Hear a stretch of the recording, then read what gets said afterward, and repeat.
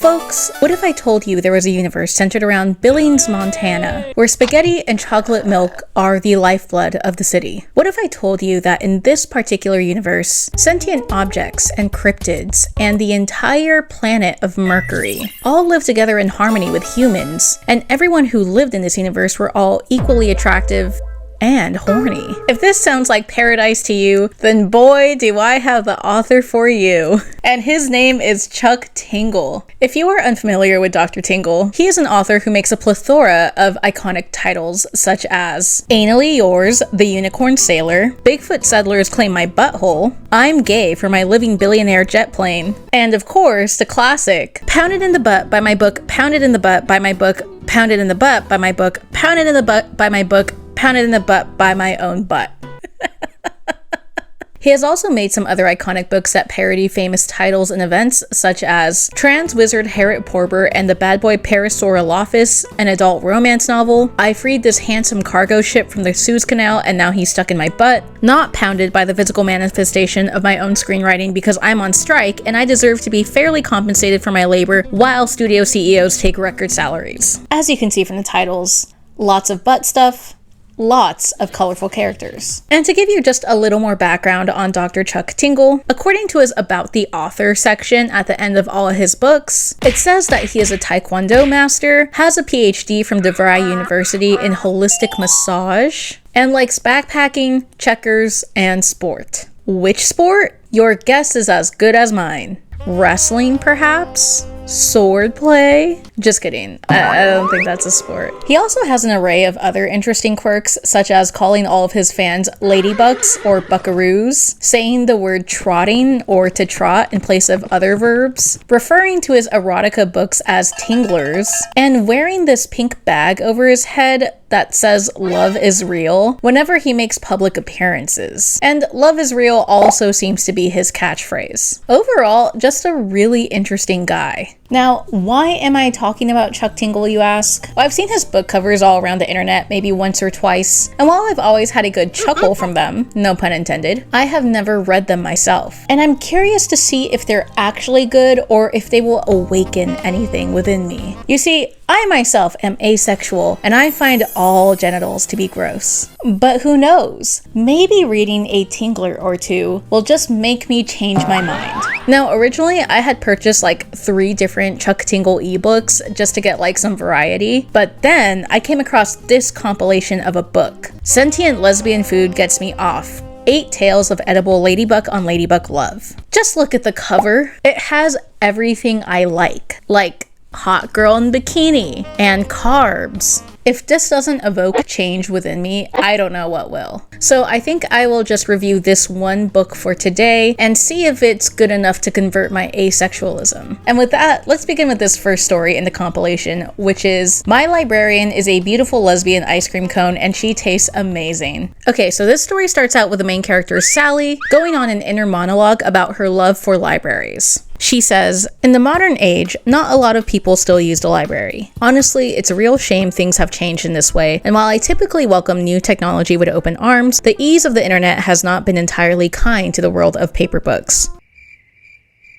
I, on the other hand, still love the library. As a woman who works from home, as a woman? Plural? I mean, I guess in this universe there are sentient ice cream cones, so I suppose it wouldn't be too far-fetched for a woman to be multiple women in one. I guess like a deity situation. As a woman who works from home, I appreciate the fact that there's a free public space for me to go and focus. It's quiet and comfortable with fast wireless internet and basically any office resources I could ever need. I'm not there every single day, but I usually drive over 2 or 3 times a week to break up my work habits. So Sally continues on with her inner monologue for a bit, going on about how the library seems a bit emptier and slightly colder than usual today. In fact, it's so cold that she can barely concentrate on work and she eventually gets irritated. So she decides to confront the front desk about it. Jellybean, I'm so sorry. You are blocking the way. I really want to read this ebook, please. Frustrated, I put away my laptop and pick up my bag, heading directly towards the library front desk. I know I'm supposed to be quiet, but I can't help calling out a bit before I get there. Hey, is there a reason the temperature is so low? I question. I'm trying to get some work done and it's actually a little distracting. I round the corner and arrive at the front desk, suddenly finding myself face to face with an unexpected sight. There before me is a librarian that I haven't yet met, a new hire who just happens to be an enormous sentient ice cream cone. Now, Sally is so taken aback by how beautiful and attractive this sentient ice cream cone is that she kind of forgets her irritability and reason why to go to the front desk in the first place. It's not that I've never encountered a sentient ice cream cone before, more the fact that I've never seen one this breathtakingly gorgeous. She's absolutely stunning, with 2 distinct scoops of flavor and a golden waffle cone body that tapers down in just the right way. She's also incredibly well put together, not a single drip running along either side of her sugary body. Hi, is all I can think to say, trying my best to gather my thoughts. I wanted to know why it's so cold in here. The ice cream cone falters slightly. I can tell this is a sore subject. I'm sorry about that, she replies. I'm new here and, well, we had to bump the temperature down a little to keep me from melting. I wasn't sure if anyone would notice just a few degrees, but it's causing some problems today. I glance around the library, realizing now that emptiness on this particular afternoon is not just random chance. It's not a big deal, I reply, trying to make the best of the situation. I was just curious. I'll let the head librarian know, continues the gorgeous living dessert. Oh no, it's fine, I offer, changing course. The ice cream cone sighs. I really should pass the complaint along though. I'm here to help, you know? If there's a problem with the way I'm doing my job, then I'm not gonna hide that. I admire her sense of honor, despite the fact I wouldn't do the same if I were in her shoes. In this moment, I'm suddenly hit with an even more powerful wave of admiration. Only this time, I begin to understand it for what it really is. Lustful attraction. I have many questions. But you know what? We just started, so I guess I'll keep reading. It'll probably make more sense later on, I think. So Sally tells the sentient ice cream her name, and we learn that the ice cream cone's name is Drenda. And Sally decides to go back to her table and continue to try to work because, like, what else are you gonna do, you know? Drenda is an ice cream cone, okay? You want her to die, but something amazing happens as Sally powers through the colder temperatures. She ends up getting twice as much work done than normal. It turns out that the colder temperature increased her concentration and workflow, and she goes to tell Drenda about this, but when she approaches the front desk, Drenda is no longer there. Instead, it's the head librarian, Manti. And Manti tells Sally that she fired Drenda because apparently too many customers were complaining about the colder temperatures. This is a lot to take in, and this all happens within like less than half a day, by the way. But Sally is convinced that she and Drenda had a connection. So she asks Manti where Drenda went. And the head librarian pretty much doxes Drenda, which is like honestly really dangerous. I mean, yeah, that would just be dangerous in any situation, but like for Drenda, it's even more dangerous because she is both a woman and an ice cream cone. What if she has like stalkers who want to eat her? Like me, probably. I have tested my limits before. I can eat at least 5 scoops in one go. And if Drenda is birthday cake flavored, throw me in jail. I'm committing cybocide right then and there. Anyway, Sally looks for Drenda near the docks just like how Manti advised, and she finds one singular warehouse with the door cracked open. And Sally just goes ahead and peeks her head in. I glance around in amazement, taking in the beautifully furnished home that has been constructed inside. What I now realize is an enormous industrial-sized freezer. Hello? I call out, my voice echoing through the crisp air. Coming! Someone cries in return. There's a moment of shuffling from somewhere within, and then, seconds later, the familiar golden cone and 2 heaping scoops of Drenda come floating around the corner. She stops when she sees me, an unfiltered grin quickly exploding across her face. Oh my god, the dessert cries out with excitement. You're the girl from the library! Sally! What are you doing here? This is a great question, one I don't quite have a perfect answer to without embarrassing myself. Okay, so several things here. Okay, so Sally just sees a door open and decides to poke around what was clearly someone else's home. Can you imagine, like, you leave your house to take out the trash like really quick, and then when you return to your house, you see some girl that you saw at the library earlier in the day just poking around your front door. I don't say this often. I would call the cops. Also, what is Drenda doing just leaving her front door open like that? Drenda, don't you know how dangerous that is? I'm not trying to victim blame, but there are safety precautions you gotta take for yourself, girl. There are people out there who potentially want to eat you. myself included. So after that very awkward meeting, Sally keeps trying to convince Drenda to get her job at the library back. And Drenda seems happy that Sally is like trying to stand up for her, but Sally notices that Drenda is also clearly trying to hold something back. And she's like, Drenda, okay, if you agree with me, if you think this is a good idea, let's go to the library already. Let's go get your job back. But Drenda's like, not so fast. I've got to finish this book and then maybe we can go. Priorities. Honestly, kind of respectable. Are you sure you don't want to just go now? I question. Strike while the iron's hot? I'm kind of pumped up. Me too, explains Drenda, but first I think it's important to see if it's worth the effort. What do you mean? I question. The living ice cream holds up her book, revealing the title. My librarian is a beautiful lesbian ice cream cone and she tastes amazing, I read aloud. Wait a minute, is that about us? Drenda offers. It is, actually. Who wrote it? I continue in complete astonishment. Chuck Tingle, Drenda explains. He's writing it as we speak. Yep, folks, that's right. The characters are aware that they are in a book. And not just any book. A Chuck Tingle book. They're aware that they're in a Tingler, and that is why they are readily accepting all the weird shit that is happening. And I guess that's also why Drenda is just fine with leaving the door open for Sally to come poking around in. Honestly, if that ain't genius, I don't know what is. So Drenda tells Sally that there's only one way for her to return to the library, and that's only if they make their book as good as possible. This very book is how we'll get inside, and then me and you will be together forever on the shelf. I think that's supposed to say shelf, not self. I have to admit, that sounds really nice. But how do we make this book great? I question, my voice trembling slightly. Oh, sorry, my voice has to tremble slightly. But How do we make this book great? I question, my voice trembling slightly. Well, this is lesbian erotica, coos Drenda in return, swaying from side to side as she floats towards me. So a little passion couldn't hurt. Yeah, so from there, Sally and Drenda do the deed. Now, I'm unfortunately not going to read those very raunchy parts for obvious reasons, but I will say, Drenda seems to know what she's doing. Good for Sally, honestly. I stand corrected. You go ahead and stalk your love interest, girl. You are having a nice evening. Now, after Drenda services Sally, though, it is Sally's turn to service Drenda. And there is some interesting anatomy going on. So Drenda does have, female anatomy at the base of her cone. And Sally, let's just say she is drinking that liquefied ice cream from there. And this is when Sally says, Earl Grey? I pull away to observe for a moment. And pistachio. Drenda smiles, gazing down at me lovingly. You like? You taste fantastic, I inform her.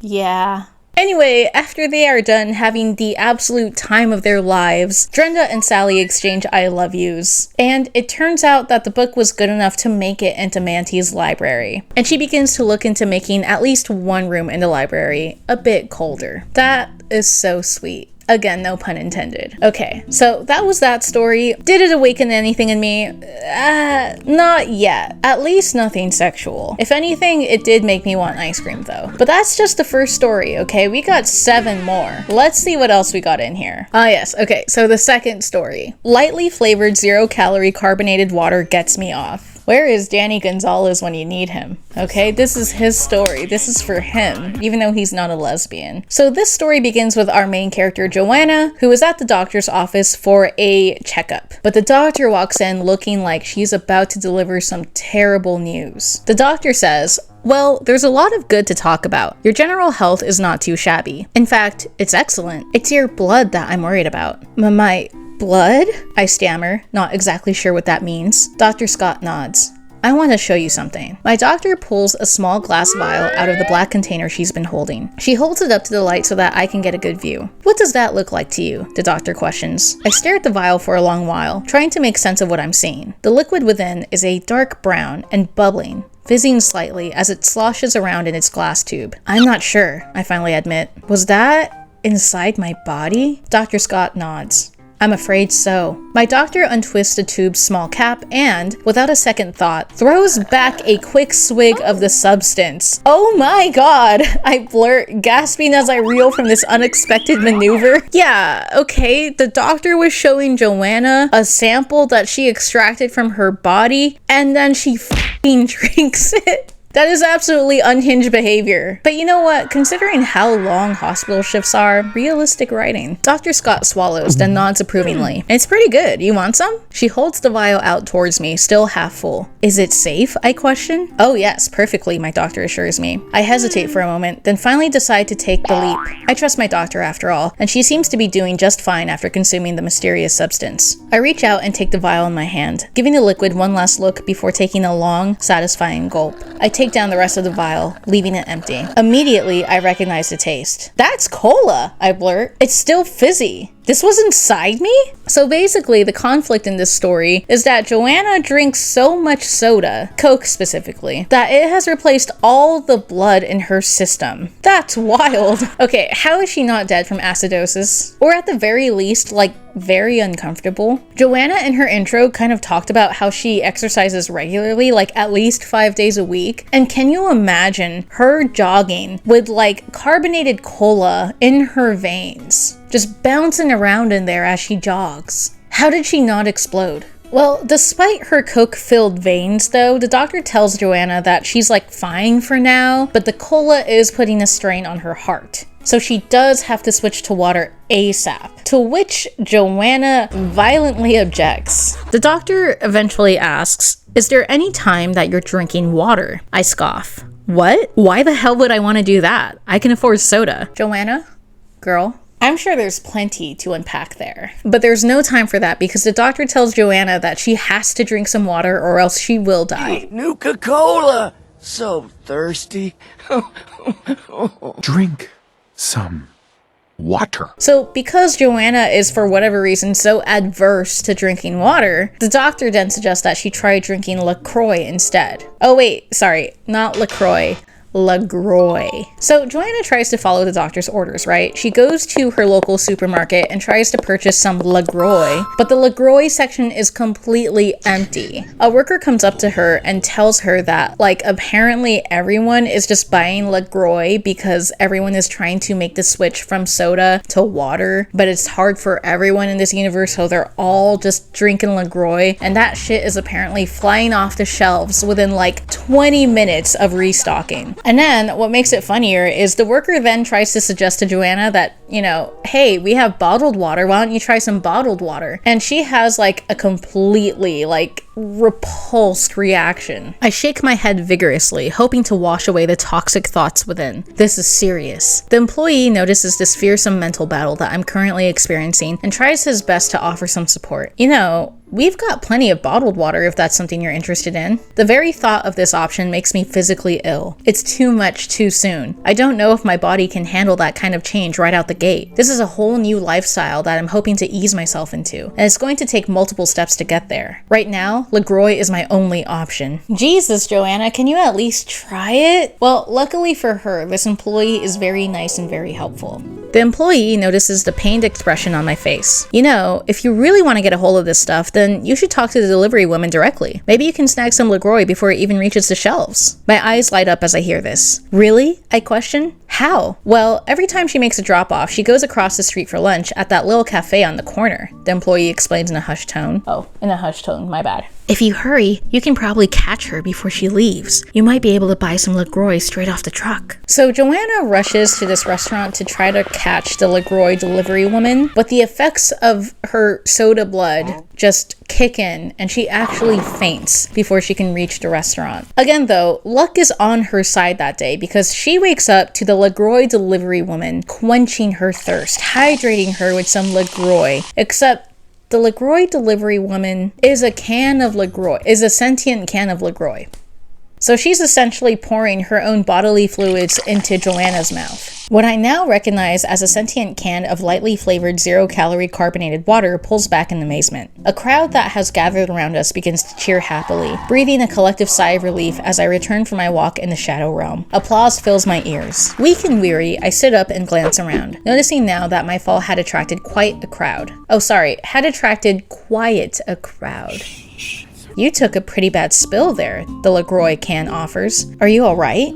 Do you need to go to the hospital? I just came from the hospital, I inform her. This just makes the sentient beverage even more concerned. You seem really dehydrated. It's more than that, but yeah, I admit. Oh, it is much more than that, Joanna. You have a deeply rooted psychological issue. One that I think you should receive help for. But anyway, Joanna and the LeGroy woman exchange names, and that is when we learn that her name is Loba. Loba offers more of her inner juices to Joanna to make sure that she doesn't faint again. And of course, as Joanna is drinking from this LeGroy can, that is when she feels the trademarked Chuck Tingle tingle. In order to find the correct angle, I end up pulling Loba close, our bodies now pressed tightly together, at which point a spark of something powerful shoots through me. Yes, I'm feeling a great sense of relief at this water-based nourishment, but I'm also feeling a breathtaking amount of attraction to this living beverage. Loba is objectively beautiful, but it's not just her incredible good looks that draw me in. This lightly flavored, zero-calorie carbonated water doesn't need to care about me, doesn't need to spend her afternoon making sure I'm alright, but she seems genuinely happy to be here. If I could, I'd stay like this forever, but eventually Loba pulls back and returns to her upright position. That's all I can offer for now, she informs me.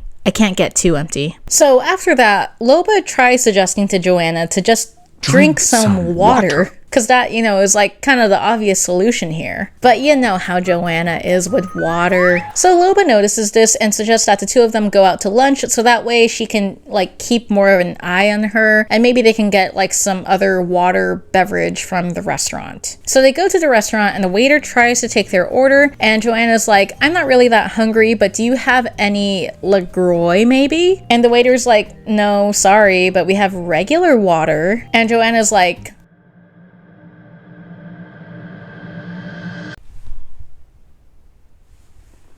Honey, you fainted. Like, pinch your nose or something. Just toss it back, man. And, like, even Loba, the talking carbonated water can, is weirded out by this. She's like, dude, can't you just get water? And Joanna's like, it's too different from soda. I can't do that right now. And that's when Loba has an idea. Do you know how LeGroy is made? I shake my head. Well, it comes from larger sentient cans like myself, Loba explains. There are a few ways to fill us up, but the quickest way is through arousal.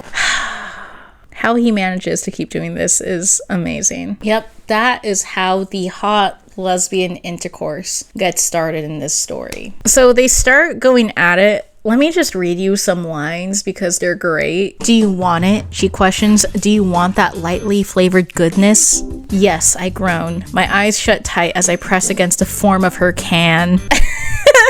The form of her can. The form of her can. It's like not even like a human. It's like actually the shape of a can. I am really genuinely curious about the anatomy of these living creatures in the Tingleverse, okay? Because they all have genitals. So, like, what does birthing a LeGroy look like? Do they give birth like mammals? Do they lay eggs? Is it a marsupial situation? Is it a secret fourth thing? I'm sorry if I missed out on other types of reproduction and birth. I'm a chemist, not a biologist. Okay, but let's continue to read more. Despite my enthusiasm, I take my time with Loba, getting to know the pulse of her body as I work her. I start off slowly and then allow the two of us to find a synchronization, moving together as one. With every passing second, the living beverage relaxes just a little bit more, until eventually she's fully open to the moment as it comes, accepting every bit of sensation that I'm willing to give her. Deep within Loba's aluminum can frame, I can hear a strange noise beginning to crackle and pop, the carbonated water filling within. I'm getting close to losing it. But it looks like I'm not the only one getting close. I'm feeling many emotions right now. When she finally finishes, Loba falls back into the couch cushions behind her, exhausted. That was incredible, I offer. It was, Loba replies with a smile. I think I'm all filled up again. You want a sip? I nod. Yeah, but let's save it for later. I stand up and stroll over to the living beverages kitchen, grabbing an empty glass from the cupboard and approaching the tap. I turn it on and fill up my glass, then take a massive swig of the water. Not so bad after all.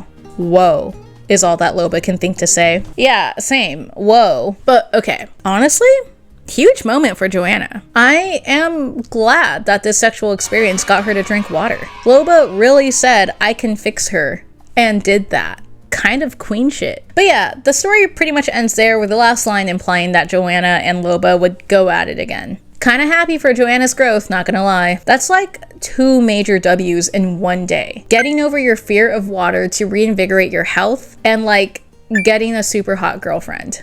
Wow. She is seriously living the life, and I need that sort of luck right now. Okay, so that is the second story done. Now, did this awaken anything in me?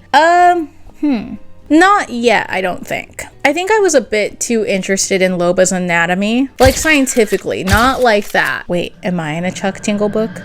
Okay, so I think I'll review one more story, and I think I'll go with My Macaroni and Cheese is a Lesbian, also she is my lawyer. So this story opens with our main character, Mona, and her friend Ari at a courthouse cafeteria. And Mona is extremely nervous about her trial, which is like going to happen very, very soon. In the months leading up to this case, I'd been all smiles, not really taking it seriously, and somehow pretending it would all just go away. The accusation just seems so ridiculous after all. You will win, Mona continues. This case is open and shut. As a side note, I'm pretty sure that's meant to be Ari. That also happens in Tingle books sometimes. They kind of switch the characters. Not important. But what if I don't? I question. Even if my odds are 100 to 1, $1 billion is a lot of money. I'd be working it off for the rest of my life. My great-great-grandchildren would still be trying to pay off this debt. Wow, okay, so this sounds like a pretty serious lawsuit. And what makes matters even worse is that Mona has not even met her lawyer yet, and it is the day of the trial. The fact that I still haven't met my lawyer in person is absurd, and probably a huge amount of why I'm so stressed out right now. With only a few minutes to spare before my trial begins,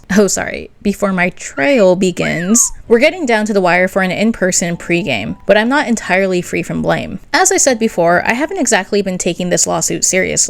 After all, who really thinks of water itself as a potent legal force? H2O has always been part of my life since I was brought into this world, and I've never once had any problems with the substance. Sure, there was that time when I jumped off the rope swing at the lake and almost drowned, but other than that, water and I had been on pretty good terms. That is, of course, until now. I shake my head. I wish I would have never said those things, I admit, allowing myself a moment of vulnerability. Said what? Ari questions. That water was sick and gross and you should only drink chocolate milk, I continue. Okay, so what is up with these characters and their adversity to water? Also their love for chocolate milk.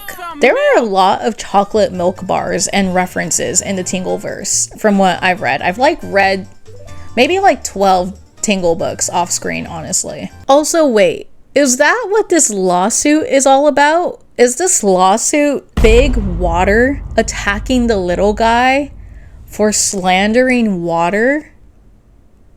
Let's get back to the story. Suddenly, the bowl of macaroni and cheese before me speaks up, interrupting our conversation and causing me to reel back in alarm. Wait! My food cries out, waving her arms in the air and quieting me down. I watch as the macaroni and cheese pulls herself out of the bowl and sits down next to me, revealing her true nature as a sentient food. What the fuck? I blurt. Who are you? I'm your lawyer, Hema, and as your lawyer, I'm gonna have to ask you to shut your damn mouth when you're in the courthouse cafeteria. Wow. The twists in this book, man. I would be so f***ing afraid to live in this world. What if I'm just enjoying the meal, right? And the meal comes to life and gets mad at me for trying to eat them. Or worse. Starts trying to seduce me. Or even worse than that, starts trying to offer me legal advice. Well, the horrifying part is that Hema confirms my fears, because she tells Mona how she should be more careful about what she says even if she thinks she's alone, or just alone with a close friend at a restaurant, because you never know what food or drink is going to be secretly sentient. That sounds like a fucking nightmare. I would never be able to relax. And Mona doesn't have time to relax either because she and Hema are entering that courtroom. Soon enough, our small team is standing up and making our way into the courtroom. Immediately, the confidence I've gained from meeting Hema begins to fade when I see what we're up against. On our side of the courtroom, there are nothing but empty benches, upon which Ari sits down as my lone supporter. The other side of the courtroom, however, is absolutely packed with lawyers and representatives for water. Moments later, a bailiff steps forward to announce the judge's arrival. All rise for Judge Tingle, the bailiff announces. This is amazing. Chuck Tingle has absolutely made himself an absolute god in this universe. he's an author, he's a judge. In another Tingler I read, he is like the owner of an AI research facility. And to think that he accomplished all that with just a PhD in holistic massage from DeVry University. I also love this particular section because it describes Judge Tingle exactly how Chuck Tingle like presents himself in real life at like meet and greet events. A door to the back chamber opens and a figure wearing a white gi and a pink bag over their head steps forth, trotting up to the judge's chair at the center of the room. He's also wearing dark sunglasses to obscure his eyes, but his mouth can clearly be seen through a hole in the bag. One thing's for sure, it's tough to get a read on Judge Tingle. You may be seated, buckaroos, the mysterious figure announces. Let's hear these dang opening arguments. So the trial begins, and Big Water makes this grand for the Tingleverse anyway, statement about how water is the fundamental ingredient of all life, and how Mona is taking water for granted. And all the Big Water lawyers are patting each other on the back and being like, ah yeah, great opening statement. And then it's Hema's turn to present her opening statement. And let me read this part to you. My lawyer takes a deep breath and stands up, addressing Judge Tingle directly. Judge, she begins, scrunching her face to the side a bit as though her and the masked man are shaking some kind of inside joke. I think that means sharing some kind of inside joke. Come on. The courtroom remains silent, all eyes on my macaroni and cheese lawyer as they wait for her to continue. Come on, she finally repeats, then rolls her eyes. Really? As stated earlier, it's difficult to get a read on Judge Tingle. I'm staring at the man intently now, trying to see if this bizarre technique is having any kind of effect. Frankly, I just can't tell. Is this for real? My lawyer continues, rolling her eyes a bit. Come on. More silence from the courtroom. Everyone is either watching intently or exchanging glances in utter confusion. Come on, the sentient mac and cheese offers one last time, a slight scoff erupting from her mouth at the end of the phrase as she laughs to herself. Suddenly, through a hole in his mask, I can see Judge Tingle crack a smile. He chuckles to himself and then bangs his gavel against a wooden platform before him with a few hard smacks. Ha! Judge Tingle blurts, You're right. I rule in favor of the defendant and deny Waters' request for $1 billion. We'll meet here at the same time tomorrow to discuss the countersuit. Yeah, Hema just wins the initial lawsuit like that. That's amazing. Can you imagine if cases were just won that way? I wonder though what would happen if lawyers like both went in with that annoyed attitude. Who wins? Is it just whoever can like look the most done? But anyway, Hema and Mona go to the chocolate milk bar to celebrate their victory when they start to feel that classic Chuck Tingle attraction. Mona is like, now that the case is over and I'm no longer stressed, I've just noticed that this mac and cheese is very attractive. And Hema kisses her and they continue their sloppy makeout sesh in Hema's office, and they begin to bump uglies. Now, there is one line during the smut scene that again raises a lot of questions about Hema's anatomy for me. Mona is describing their intimate experience and the story reads, Finally, Hema relents, dropping down to her knees before me and diving in. She starts by gently with her macaroni tongue, working me slowly as I begin to pump my hips against her. Hold on. Hema has a macaroni tongue? Is it a singular macaroni or is it multiple macaronis in the shape of a tongue? I truly wish there was like a fan artist out there who could draw these characters for me so that way I can visualize them better. Fan artists, especially for books that offer no visuals, you are so important. Okay, so they're going at it for several pages, right? But I still have other questions as well. You see, all of these sentient objects have genitalia, right? But I don't think any of them are wearing clothes. There is a paragraph in the story about how Hema takes off Mona's clothes, but I don't think I saw anything that mentioned Hema's clothes. And it would make sense if she's not wearing any clothes, considering like, you know, she managed to sneak up on Mona at the courthouse like cafeteria. I don't think she'd be able to do that if she were like a clothed mac and cheese. I'm pretty sure people would notice that. So does that mean that her has just been hanging out the entire time? I mean, if that's the case, I suppose that might be part of the reason why these characters are in lust at first sight. I don't know. Sex havers? What do you think? If your pizza had a hole, would you use it? Consensually speaking. Okay, so they finished their little physical activity sesh, right? But the thing is, Hema can't get up. I follow the living meal's gaze and gasp in alarm. Her macaroni and cheese body is strangely puffy and limp, exhibiting a frightening amount of trouble as she attempts to push herself off the ground. "What happened?" I cry. Hema takes a breath and lets it out, trying to remain calm. "The sex was too hot," she replies knowingly. "What?" I blurt, still panicking. "What do you mean?" "The sex was too hot and now I'm overcooked," she explains. "I'm falling apart." No, dude. That's tragic. Wow. Imagine you have the best sex of your life and it renders you physically disabled for like the next couple of days. That sucks ass. Or, well, I mean, like, yeah, she sucked her ass, but like, you know. But more importantly, because Hema can't get up, that means Mona has to represent herself in the countersuit the next day. So she attends this countersuit trial, right? And she's extremely nervous at first. Big Water presents another amazing opening statement, and Mona doesn't know what to do. But then she remembers what Hema did in the initial trial and does the same thing. Immediately, my attitude shifts. I can feel my confidence flooding back as I glance over at opposing counsel, then at the judge. "Come on," I offer with a laugh. Judge Tingle begins to nod as I gesture at the other lawyer. "This case," I continue, "really?" I hesitate for a moment, building tension, then raise one eyebrow. "Seriously?" "Come on," I repeat, giving this one an extra helping of exasperation. Judge Tingle nods and then bangs his gavel. "I rule in favor of Mona Morrison." Yep, so Mona wins her own countersuit by channeling that annoyed Hema energy. And Hema actually witnessed this through a courtroom live stream. And she is so impressed that she also offers Mona a partner position at her firm. Amazing. What a great conclusion. Okay, well, I think that is certainly enough Chuck Tingle for today. Honestly, I received something better than expected. Oh yeah, don't get me wrong, the quality of writing is exactly what I was expecting. But I will say, I am impressed with how many objects and homoerotic scenarios Chuck Tingle can come up with to keep on pumping out these Tinglers. Now, did reading these awaken anything in me? Oh, you bet they did.